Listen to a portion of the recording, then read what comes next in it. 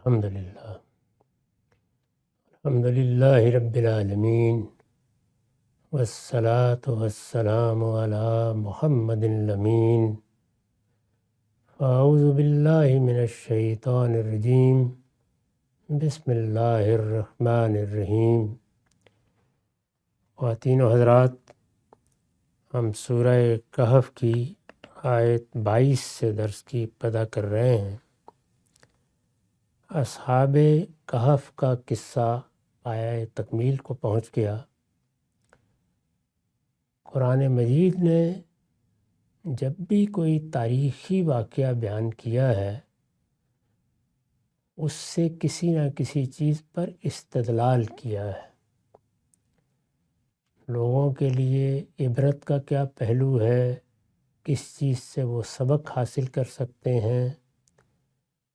اللہ تعالیٰ نے اگر اپنی کوئی شان دکھائی ہے تو اس سے کیا حقیقت واضح ہوئی۔ قرآن کا موضوع یہی چیزیں ہوتی ہیں۔ تاریخ کیا تھی، واقعات کی ترتیب کیا رہی، اس میں فلاں اور فلاں معاملات کس طرح ہوئے، یہ مورخ کی دلچسپی کی چیزیں ہوتی ہیں۔ قرآن مجید کسی واقعے کو بھی اس پہلو سے بیان نہیں کرتا۔ اسی طرح رسول اللہ صلی اللہ علیہ وسلم سے جو چیزیں پوچھی جاتی تھیں وہ اگر عبرت کے لیے، سبق کے لیے، دینی حقائق کو سمجھنے کے لیے پوچھی جاتی تو ہر سوال کا جواب دیا جاتا، لیکن زیادہ تر پوچھنے والے امتحان کی غرض سے پوچھ رہے ہوتے۔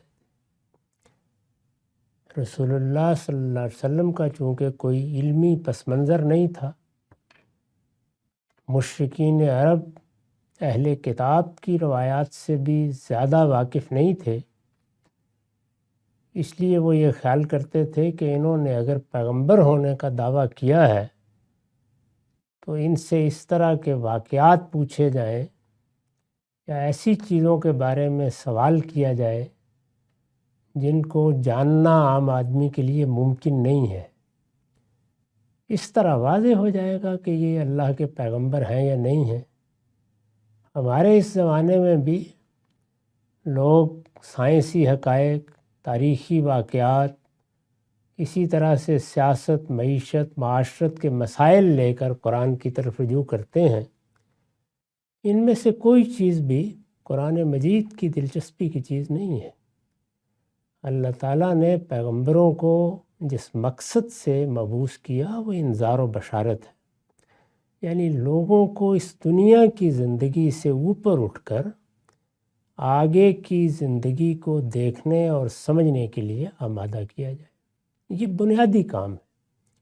پیغمبر اسی کے لیے مبعوث ہوتے ہیں۔ اس دنیا میں اٹھنے، وہاں کامیابی حاصل کرنے کے لیے کیا کرنا ہے۔ اب تو ہم قرآن مجید کی بنیاد پر بتا سکتے ہیں، متعین طور پر بتا سکتے ہیں کہ یہ 3 چیزیں ہیں جو قرآن کا موضوع ہے یا دین کا موضوع ہیں، جس طرح کہ بارہا عرض کیا جا چکا کہ تطہیر بدن ہے، تطہیر خور و نوش ہے اور تطہیر اخلاق ہے۔ ان میں سے جتنی پاکیزگی انسان حاصل کر لے گا اسی کے لحاظ سے آخرت میں اس کے درجے اور مرتبے کا فیصلہ ہو جائے گا۔ یہی مقصود ہے۔ اس سے ادھر یا ادھر ہو کر کوئی بات پوچھی جائے، کی جائے، قرآن اس کو درخور اتنا نہیں سمجھتا۔ چنانچہ میں نے عرض کیا تھا کہ اصحاب کہف کے بارے میں سوال کیا گیا، مسیحی روایت کا یہ ایک بڑا واقعہ تھا، تو قرآن نے اس کو اس لیے قبول کر لیا کہ اس میں بڑا سبق تھا، وہ پہلو واضح کر دیا گیا۔ تاریخ سنانا، واقعہ سنانا، مثال کے طور پر یہ کہ یہ واقعہ کس شہر میں ہوا، یا یہ کہ اصحاب کہف کی تعداد کیا تھی، یا یہ کہ وہ فی الواقع کتنے برس غار میں سوتے رہے۔ یہ جتنی چیزیں ہیں یہ قرآن مجید کی دلچسپی کی چیزیں نہیں ہیں، نہ اس کے موضوع سے متعلق ہیں۔ وہ ان پر کوئی تبصرہ کرنا پسند نہیں کرتا۔ چنانچہ اب آخر میں انہی چیزوں کے بارے میں متنبع فرمایا ہے۔ ارشاد ہوا ہے کہ ہم نے یہ واقعہ سنا دیا، اس واقعے میں ان کے لیے بھی سبق ہے کہ یہ اس وقت جو تعذیب کا بازار گرم کیے ہوئے ہیں اور ایمان لانے والوں کو اپنی ستم رانیوں کا نشانہ بنا رہے ہیں، یہ سبق حاصل کریں، اور وہ لوگ جو ان کی ستم رانیوں کا ہدف بن رہے ہیں وہ بھی تسلی رکھیں، اگر وہ ثابت قدم رہے تو اللہ کی مدد اس طرح سے نمودار ہو جاتی۔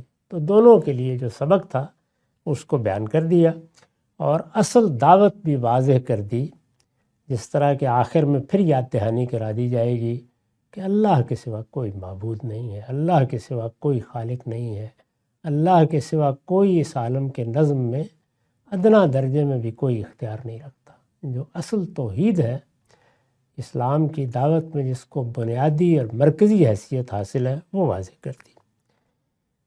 لوگ کس کس پہلو سے تاریخ سنتے، قصے سنتے، ان پر اپنے پیوند لگاتے، ان سے مضامین پیدا کرتے ہیں۔ آپ ذرا تبصرہ سنیے۔ سَيَقُولُونَ ثَلَاثَةٌ رَابِعُهُمْ كَلْبُهُمْ، فرمایا یہ قصہ سننے کے بعد اس کے اصل اسباق پر نگاہ کرنے اور ہم نے جو بات بیان کرنا چاہی ہے اس کو سمجھنے کے بجائے اب ہم آپ کو بتاتے ہیں یہ لوگ کیا کریں گے۔ فرمایا اب یہ لوگ کہیں گے کہ وہ 3 تھے اور چوتھا ان کا کتا تھا۔ یعنی ان کی دلچسپی نہ واقعے سے ہوگی، نہ سبق سے ہوگی، نہ توحید کی دعوت سے ہوگی، نہ اس وقت جو 2 گروہ بنے ہوئے ہیں وہ اپنے گریبان میں جھانکیں گے، ان میں سے کچھ بھی نہیں ہوگا۔ یہ آئیں گے اور کہیں گے کہ ساری داستان تو سنا دی لیکن یہ تو بتایا ہی نہیں کہ تھے کتنے۔ تو کچھ کہیں گے کہ 3 تھے اور چوتھا ان کا کتا تھا۔ وَيَقُولُونَ خَمْسَةٌ سَادِسُهُمْ كَلْبُهُمْ رَجْمًا بِالْغَيْبِ، اور ان میں سے کچھ کہیں گے کہ 5 تھے اور چھٹا ان کا کتا تھا۔ بالکل اٹکل پچو، یعنی اندازے ہیں، لگاتے رہیں بیٹھ کر۔ وَيَقُولُونَ سَبْعَةٌ وَثَامِنُهُمْ كَلْبُهُمْ، اور کچھ کہیں گے کہ 7 تھے اور 8واں ان کا کتا تھا۔ یعنی 3 سے لے کر 7 8 تک یہ معاملہ ایسے ہی زیر بحث رہے گا۔ جواب میں یہ نہیں کہا کہ اتنے تھے، قُل رَبِّ أَعْلَمُ بِعِدَّتِهِمْ مَا يَعْلَمُهُمْ إِلَّا قَلِيلٌ، کہہ دو میرا پروردگار بہتر جانتا ہے کہ وہ کتنے تھے۔ یعنی یہ ہماری بحث ہی نہیں ہے، یہ موضوع ہی نہیں ہے، اس میں اس دعوت کی کوئی دلچسپی نہیں ہے۔ کہہ دو میرا پروردگار بہتر جانتا ہے کہ وہ کتنے تھے، ان کو تھوڑے ہی لوگ جانتے ہیں۔ یہ تبصرہ البتہ کر دیا کہ جب واقعہ اس طرح تاریخ کے مختلف ادوار سے گزرتا ہے، اور اس واقعے پر بھی 2-3 صدیاں گزر چکی تھیں، تو اسی طرح اور ان تفصیلات کے لحاظ سے اس میں مبالغہ ہوتا چلا جاتا ہے۔ لوگ ایک دوسرے سے انہی بنیادوں پر لڑتے جھگڑتے رہتے ہیں، یہ ایسے تھا اور یہ ایسے تھا، اور اس مارکے میں یہ ہوا اور اس مارکے میں وہ ہوا۔ ہمارے ہاں بھی اگر آپ تاریخ پڑھیں تو اس میں بہت سے واقعات جب لوگ بیان کرتے ہیں تو بالکل خلاف عقل باتیں ہیں، لیکن ان کو بیان کرتے چلے جاتے ہیں۔ کسی واقعے میں آپ دیکھ لیں، بیان کیا جائے گا کہ فلاں بنو امیہ کا حکمران مسجد میں آیا اور اس نے آ کے خطبہ دیا اور یہ کہا کہ اب ان لوگوں کی گردنیں مار دی جائیں۔ 70,000 آدمی اس وقت مسجد میں تھے۔ مسجد کی بنیادیں آج بھی موجود ہیں، دیکھ لیجئے، اس میں شاید 10,000 آدمی بھی نہ آ سکے۔ لیکن اسی طرح سے تعداد کے بارے میں مبالغے ہوتے رہتے ہیں۔ ہم نے خود اپنے سامنے دیکھا کہ جب جلسے ہوتے ہیں، اجتماعات ہوتے ہیں، تو لوگ اسی طرح مبالغہ آمیز باتیں کرتے رہتے ہیں۔ 8-10 ہزار لوگ بھی ملین مارچ کی صورت اختیار کر لیتے ہیں۔ تو مذہبی معاملات ہوں، سیاسی معاملات ہوں، یہ مبالغہ، جھوٹ، اس طرح کی چیزوں میں ایک دوسرے پر برتری ظاہر کرنا، یہی لوگوں کی دلچسپی کا موضوع ہوتا ہے۔ قرآن مجید نے اس کو قابل التفات ہی نہیں سمجھا، اور یہ کہا کہ اصل بات ہم نے بیان کر دی ہے، اب یہ حضرات یہ باتیں کرتے رہیں، ان کو یہ بتا دو، ان کو بتا دو کہ تعداد کتنی تھی میرا پروردگار بہتر جانتا ہے، یہ لوگ جو بیان کر رہے ہیں یہ اس سے واقف نہیں ہیں۔ رسول اللہ صلی اللہ علیہ وسلم بھی بہرحال انسانی تھے، تو آدمی کے دل میں خیال ہوتا ہے کہ جب واقعہ پورا سنا دیا ہے تو چلیں اتنی بات بتا دی جاتی۔ فرمایا کہ فلا تمارے فیہم الا مران ظاہرا، چنانچہ پیغمبر تم ان کے بارے میں بحث نہ کرو، یعنی یہ ہماری بحث کا موضوع نہیں بننا چاہیے۔ تم ایک تعداد بیان کرو گے، 10 اس کی تردید کرنے کے لیے اٹھ کھڑے ہوں گے۔ اس طرح کی بحثیں مذہب دین کا موضوع نہیں ہے، الا یہ کہ ٹالنے کے لیے کچھ کہنا پڑے۔ اور فرمایا وَلَا تَسْتَفْتِ فِيهِمْ مِنْهُمْ أَحَدًا، اور نہ ان کے متعلق ان میں سے کسی سے پوچھو۔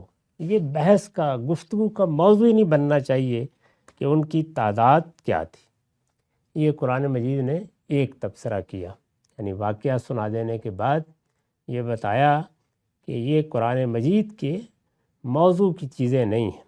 اس پر میں نے لکھا ہے، مطلب یہ ہے کہ اصحاب کہف کا قصہ جس پہلو سے سنا دیا گیا ہے، یہ اس سے آخرت کا یقین حاصل کرنے کے بجائے اس طرح کی بحثوں میں الجھیں گے کہ وہ کتنے تھے اور کتنے برس غار میں سوئے رہے، ان کی زیادہ دلچسپی اس سے ہوگی۔ تم کو بھی یہ انہی بحثوں میں الجھانے کی کوشش کریں گے، یعنی اگر تم بھی اس میں کوئی بات کہو گے یا پوچھو گے تو گویا بحث میں داخل ہو گئے، لیکن تم ہرگز نہ الجھنا بلکہ اجمالی جواب دے کر گزر جانا، یعنی ایک سادہ بات کہہ کے، اور وہ بات کیا تھی؟ قُلْ ربی عالم بعدتہم، کہ لوگ کم ہی جانتے ہیں، یہ سب لوگ اٹکل پچو باتیں کر رہے ہیں، ان کی کوئی حقیقت نہیں ہے، ان کی تعداد سے میرا رب ہی واقف ہے۔ بس یہ جواب دے کے آگے بڑھ جائیے۔ تم کو بھی یہ انہی بحثوں میں الجھانے کی کوشش کریں گے، لیکن تم ہرگز نہ الجھنا بلکہ اجمالی جواب دے کر گزر جانا۔ تمہارے پروردگار نے بھی اس طرح کی چیزوں سے اسی لیے گریز کیا ہے کہ ان کے شوق فضول کو اس سے کوئی غذا نہ ملے، یعنی اگر ہم اس بحث میں کچھ کہہ دیتے تو سارا مدعا ہی اس پر آ جاتا، یعنی جو اصل بات ہے کہ آخرت کی یاد دہانی ہو وہ کہیں پیچھے رہ جاتی، اور یہی شوق فضول ہے، پورا کرتے رہتے، اور وہی بات سامنے رہے جو اس قصے کا اصلی سبق ہے۔ اس سے یہ بتایا گیا ہے کہ دین کی دعوت دینے والوں کو بھی یہ سمجھ لینا چاہیے کہ ان کو کن چیزوں پر گفتگو کرنی ہے۔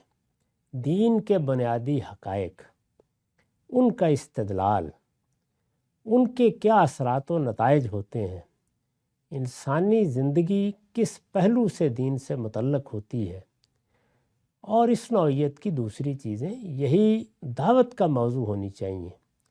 اللہ کا دین پیش کرنا ہے، اس میں باہمی جھگڑے، تاریخی واقعات کی الجھنیں اور اس نوعیت کی چیزیں یہ موضوع نہیں بننی چاہیے۔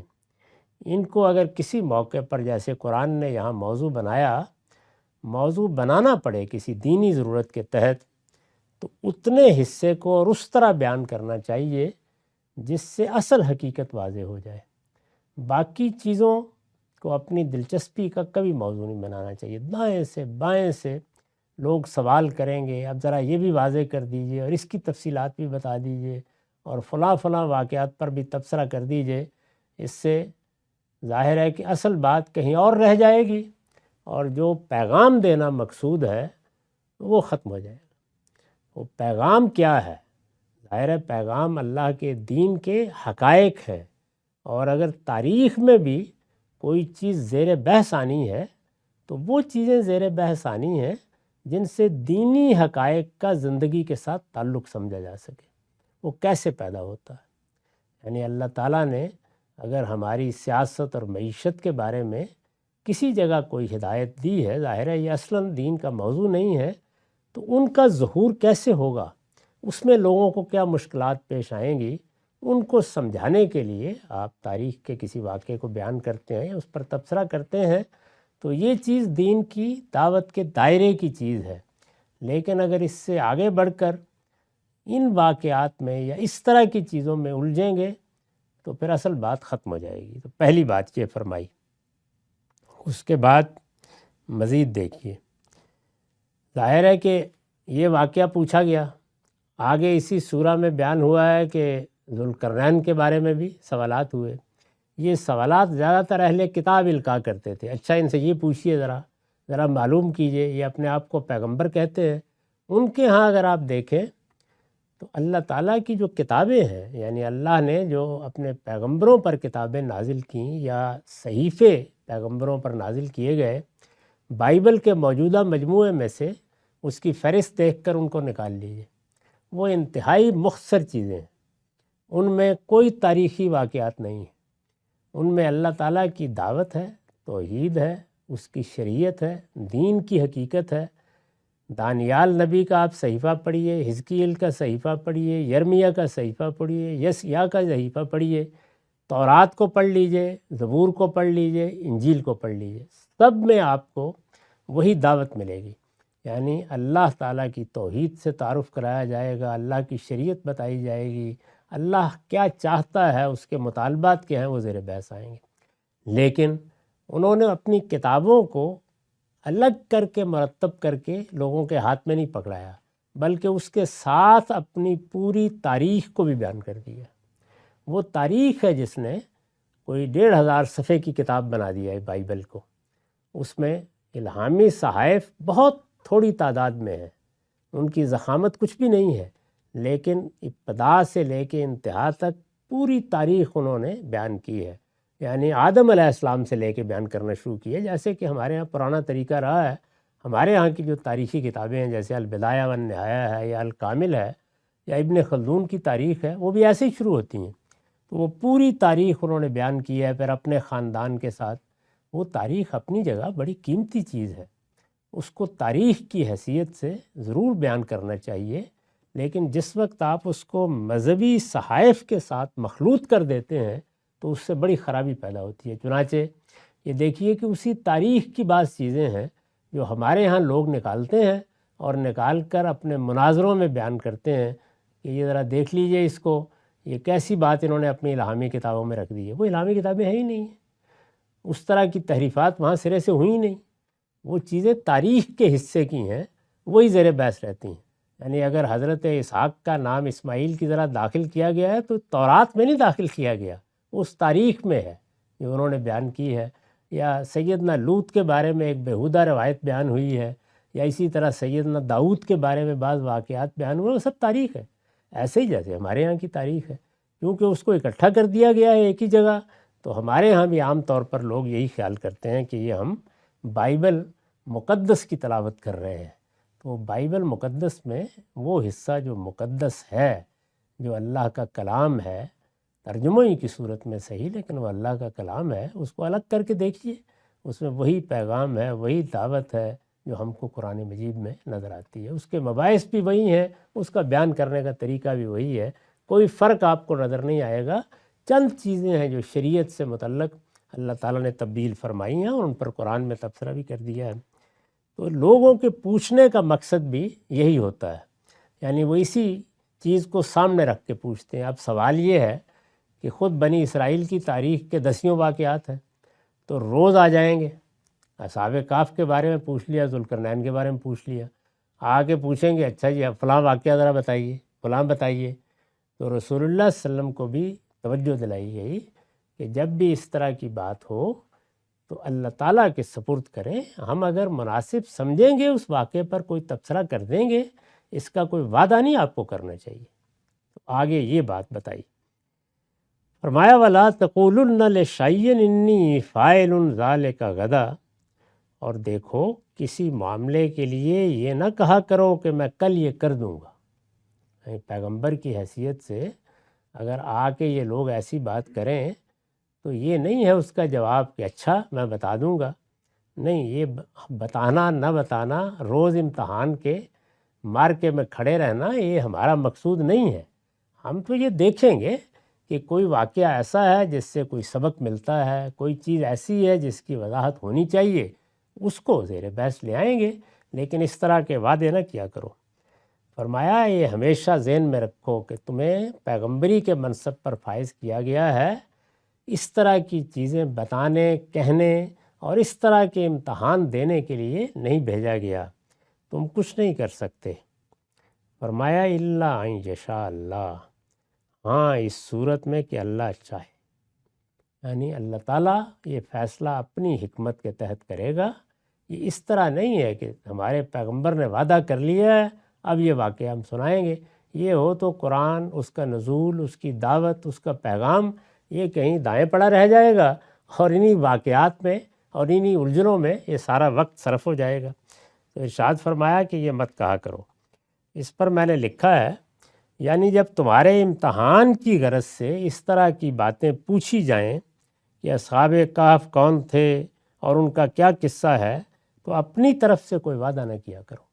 اس سے معلوم ہوتا ہے کہ نبی صلی اللہ علیہ وسلم نے جب انہوں نے سوال پوچھا ہے تو یہ کہا کہ میں یہ بتا دوں گا تمہیں۔ ظاہر ہے کہ اللہ کے پیغمبر کی حیثیت سے ایک اعتماد بھی ہے کہ میرا رب ضرور اس کی وضاحت کر دے گا، لیکن اللہ تعالیٰ نے واقعہ سنا دیا، اس پر تبصرہ بھی کر دیا، اس کی حقیقت بھی واضح کر دی، اور اس کے ساتھ پیغمبر کو بھی متنبہ فرمایا کہ آئندہ یہ نہیں ہونا چاہیے، اس طرح کے وعدے نہ کریں۔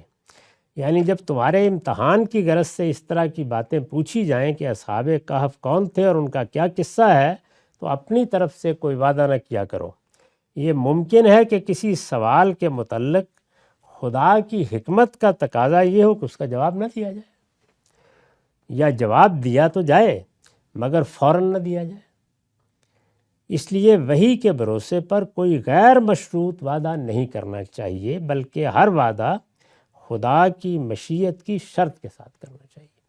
یعنی یہ کہہ دیا کرو کہ میں اپنے پروردگار کی بارگاہ میں عرض کروں گا، وہ اگر چاہے گا کہ اس پر کوئی تبصرہ کرے تو کر دے گا، تو اس طرح تو بات کرنے میں کوئی حرج نہیں۔ لیکن اس طرح کا وعدہ کرو گے تو پھر ظاہر ہے کہ پیغمبری کی حیثیت سے اللہ تعالیٰ کے ہاں بھی ایک خاص تعلق خاطر تو ہوتا ہے، تو اس میں پھر تبصرہ کرنا پڑے گا، لیکن ہماری مشیت کہ کیا ہے کیا نہیں ہے اس کا فیصلہ ہم ہی کریں گے، آپ کچھ نہیں کر سکتے۔ وَاذْكُرْ رَبَّكَ إِذَا نَسِيتَ، اور جب تم بھول جاؤ تو فوراً اپنے پروردگار کو یاد کرو۔ وَقُلْ عَسَىٰ أَن يَهْدِيَنِي رَبِّي لِأَقْرَبَ مِنْ هَٰذَا رَشَدًا، اور کہو امید ہے کہ میرا پروردگار اس سے بھی کم مدت میں صحیح بات کی طرف میری رہنمائی فرما دے گا۔ یعنی اگر کسی وقت بشری تقاضوں سے کوئی وعدہ کر بیٹھو اور جیسے ہی یاد آ جائے کہ یہ میں نے پھر وہی غلطی کر دی، تو فوراً اس کی تصحیح کر دیا کرو، اس پر قائم رہنے کی ضرورت نہیں۔ یہ بتا دیا کرو کہ میں نے اگر یہ کہا ہے کہ یہ کل میں بتا دوں گا، تو میرا رب ہو سکتا ہے آج ہی بتا دے، لیکن یہ فیصلہ اسی کو کرنا ہے۔ تو اس طرح گویا رسول اللہ صلی اللہ علیہ وسلم کو بھی توجہ دلا دی گئی کہ آپ اس کا خیال رکھیں۔ اس کی وضاحت میں نے اس طرح کی ہے کہ یعنی بے خیالی میں ایسی کوئی بات زبان سے نکل جائے تو فوراً متنبہ ہو کر خدا کو یاد کرو، اور جن سے وعدہ ہوا ہے ان کو بھی بتا دو کہ فیصلہ خدا کے ہاتھ میں ہے، وہ اس معاملے کو مؤخر بھی کر سکتا ہے، اور چاہے تو جس کا وعدہ میں نے کیا ہے اس سے بھی کم مدت میں صحیح بات کی طرف میری رہنمائی کر سکتا ہے۔ یہ سب اسی کے اختیار میں ہے، وہ اپنی حکمت کے مطابق جو چاہے گا کرے گا۔ میں نہ غیب کا علم رکھتا ہوں اور نہ ایسا خود مختار ہوں کہ اپنی دعوت کی مصلحت کے لیے جو چاہوں کر سکوں۔ یہ بتا دیا گیا کہ یہ دعوت اور اس دعوت کے مسالے یہ اللہ ہی طے کرے گا۔ پیغمبر جب دنیا میں بھیجے جاتے ہیں تو وہ اللہ کا پیغام پہنچاتے ہیں، ان کو اپنے اس منصب کا خیال بھی رکھنا چاہیے، اس کے حدود اور اس کے مواقع بھی سمجھنے چاہیے، اور پوری کوشش کرنی چاہیے کہ وہ اس دائرے کے اندر اپنی خدمت انجام دیں۔ چنانچہ معجزوں کا مطالبہ کیا گیا تو یہی کہا گیا کہ سبحان اللہ، کیا میں بشر کے سوا بھی کچھ ہوں؟ میں نے کب دعویٰ کیا ہے کہ میں آسمان زمین کی ساری طاقتیں رکھتا ہوں؟ میں نے تو نہیں کہا کہ میں غیب کا علم رکھتا ہوں، میں نے تو اپنے کبھی اختیارات کی دعوت نہیں دی، میں ایک انسان ہوں، مجھے پیغام پہنچانے کے لیے کہا گیا ہے، وہی آتی ہے، جو ذمہ داری مجھے دی جاتی ہے میں اسے پورا کر دیتا ہوں، میرا دائرہ یہی ہے۔ تو جگہ جگہ یہ بتایا گیا، یہاں واقعات کے بارے میں بھی یہی نصیحت کی گئی ہے کہ جب اس طرح کی باتیں یہ کریں، اور یہ آئیں گے، بار بار آئیں گے، بار بار آ کر اس طرح کے مطالبے کریں گے، ان کا جواب یہی ہے کہ میں اپنے رب کی بارگاہ میں یہ بات پیش کروں گا، وہ اگر چاہے گا تو اس پر تبصرہ کر دے گا، کب کرے گا یا نہیں کرے گا یہ فیصلہ اسی کو کرنا ہے۔ میں تمہارے ان سوالوں کا جواب دینے کے لیے نہیں بھیجا گیا ہوں، تاریخ سنانا بھی میری ذمہ داری نہیں ہے۔ اس طرح کے امتحان اگر تم کر رہے ہو تو یہ بھی میرا منصب نہیں کہ میں اس میں کوئی دعوے کرنا شروع کر دوں، میرا کام انذار کرنا ہے، بشارت دینا ہے، پیغام پہنچانا ہے۔ مجھے جو کچھ کہا جائے گا میں وہ تم تک پہنچا دوں گا، اس کی شرح، اس کی وضاحت، اس کے اطلاقات، یہ میری ذمہ داری ہے اور میرا دائرہ یہی ہے۔ تو ایک معاملہ یہ تھا، یعنی آپ سے یہ سوالات آئندہ پوچھے جائیں تو آپ کا کیا رویہ ہونا چاہیے۔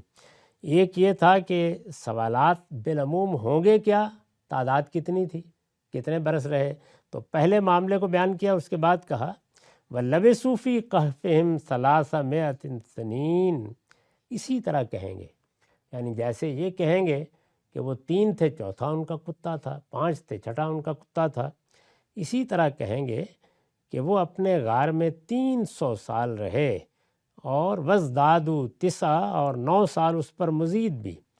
یعنی یہ معلوم ہوتا ہے کہ زیادہ تر لوگوں کی رائے یہی تھی۔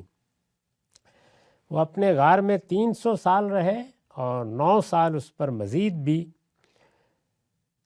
فرمایا اس کے جواب میں بھی وہی کہو جو اس سے پہلے ہم کہہ چکے، قُلِ اللَّهُ أَعْلَمُ بِمَا لَبِثُوا، کہہ دو ان کے رہنے کی مدت اللہ ہی بہتر جانتا ہے۔ یعنی یہاں پر بھی مجھے کچھ نہیں کہنا، یہ مدت بیان کرنا میری ذمہ داری ہی نہیں ہے، نہ اس قصے کا کوئی اس سے تعلق ہے، اس میں بھی جو باتیں کہی جا رہی ہیں وہ ان کو کہنے دو۔ اس پر میں نے لکھا ہے، اس جملے کی ابتدا میں حرف عطف اور اس کے بعد قُلِ اللَّهُ أَعْلَمُ بِمَا لَبِثُوا کا فقرہ، اس کا واضح قرینہ ہے کہ یہ بھی انہی لوگوں کے اقوال میں سے ایک قول ہے جس کا ذکر پیچھے ہوا ہے۔ یعنی یہ یوں نہیں خیال کرنا چاہیے کہ اللہ تعالیٰ نے ان کی مدت بیان کر دی ہے، نہیں، اسی کا حوالہ دیا ہے کہ یہ جس طرح یہ کہیں گے اسی طرح یہ بھی کہیں گے۔ مطلب یہ ہے کہ جس طرح ان کی تعداد کے بارے میں یہ لوگ قیاس آرائیاں کریں گے، اسی طرح غار میں ان کی مدت قیام کے بارے میں بھی دعویٰ کریں گے کہ وہ 309 سال اس میں سوئے رہے۔ اب آپ جواب میں کہیں کہ نہیں کم، نہیں زیادہ، ایک بحث پیدا ہو گئی، تو فرمایا اس کی طرف توجہ نہیں دلیں، بلکہ یہی کہنا ہے، کہہ دو کہ ان کے رہنے کی مدت میرا پروردگار ہی بہتر جانتا ہے۔ اللہ عالم بما لبثوا، لہو غیب السماوات والارض، زمین اور آسمانوں کا غیب اسی کے علم میں ہے۔ مطلب یہ ہے کہ میں کوئی غیب کے علم کا دعویٰ لے کر نہیں اٹھا، میرا رب ہی جانتا ہے، وہ چاہے گا بیان کر دے گا، اگر کوئی مصلحت ہوگی، نہیں ہوگی تو نہیں بیان کرے گا۔ اس کی بھی میں نے وضاحت کی ہے۔ اس سے واضح ہے کہ اللہ تعالیٰ نے ان کے دعوے کی تصدیق نہیں کی، یعنی یہ بھی کہنا پسند نہیں کیا کہ یہ لوگ جو کہہ رہے ہیں کہ 309 سال رہے یہ ٹھیک ہے۔ اس سے واضح ہے کہ اللہ تعالیٰ نے ان کے دعوے کی تصدیق نہیں کی، بلکہ اسے بے بنیاد قرار دیا ہے، یعنی یہ کہہ کے اس کے بے بنیاد ہونے کو واضح کیا ہے کہ صحیح مدت سے اللہ ہی واقف ہے اور زمین و آسمان کا غیب اسی کے علم میں ہے۔ دور حاضر میں علم تاریخ کے محققین بھی اسی نتیجے پر پہنچے ہیں کہ مسیحی روایتوں میں جن اصحاب کہف کا ذکر ہے، ان کے غار میں رہنے کی مدت 309 سال نہیں بلکہ تقریباً 196 سال تھی۔ یعنی عربوں میں یا اس وقت کے یہود میں یا نصارہ میں جو مدت شہرت حاصل کر چکی تھی، اس میں بھی مبالغہ ہو چکا تھا، وہ 309 سال بن چکی تھی، وہی انہوں نے بیان کی، لیکن محققین اسی نتیجے پر پہنچے ہیں کہ یہ 196 سال تھی۔ قرآن خدا کا کلام ہے، وہ اگر کسی انسان کا کلام ہوتا تو کوئی وجہ نہیں تھی کہ ایک ایسی بات کو قبول کرنے سے انکار کر دیتا جو لوگوں میں شہرت پا چکی تھی، لیکن اس نے قبول نہیں کی اور یہ کہا کہ اللہ ہی بہتر جانتا ہے۔ تو اس طرح یہ سبق دیا کہ اس طرح کے معاملات میں صحیح رویہ کیا ہے۔ فرمایا ابصر بہی و اسمع، یہ کہا تھا نا کہ زمین اور آسمانوں کا غیب اسی کے علم میں ہے، اس پر مزید یہ فرمایا کیا ہی خوب ہے وہ دیکھنے اور سننے والا۔ ساری توجہ اس پروردگار کی صفات کی طرف رہنی چاہیے۔ ما لہم من دونہ من ولی ولا یشرک فی حکمہ احدا، اس کے سوا ان کا کوئی کارساز نہیں ہے اور وہ اپنے اختیار میں کسی کو شریک بھی نہیں کرتا۔ یعنی یہ ہے اصل میں وہ بات، یہ ہے وہ پیغام، یہ ہے وہ دعوت کہ اللہ کی توحید کو یہ حیثیت دی جائے۔ اس سارے واقعے کا سبق بھی یہی ہے کہ وہ توحید پر قائم ہوئے تو اللہ کی مدد انہیں حاصل ہوئی اور پھر اللہ نے ان کو قیامت کی نشانی بنا دیا۔ اس پر میں نے لکھا ہے کہ پچھلے جملے میں بات اللہ تعالیٰ کے احاطہ علم تک پہنچ گئی تھی، یہ قرآن نے اسی کو آگے بڑھا کر تمام مشرکانہ تصورات کی نفی کر دی۔ اصل دعوت یہ ہے جو قرآن پیش کرتا ہے۔ اقول قولی ھذا واستغفر اللہ لی ولکم ولسائر المسلمین۔